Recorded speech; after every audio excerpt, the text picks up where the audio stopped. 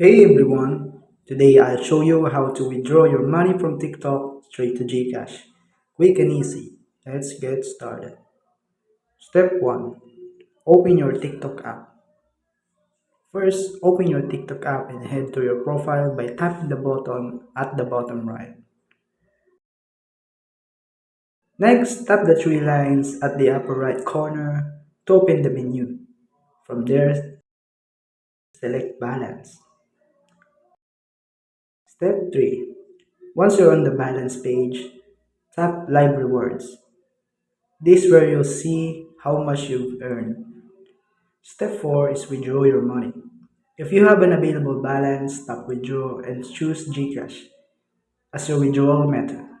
Just fill in the required details, confirm, and you're all set. And that's it. Easy. Thank you for watching.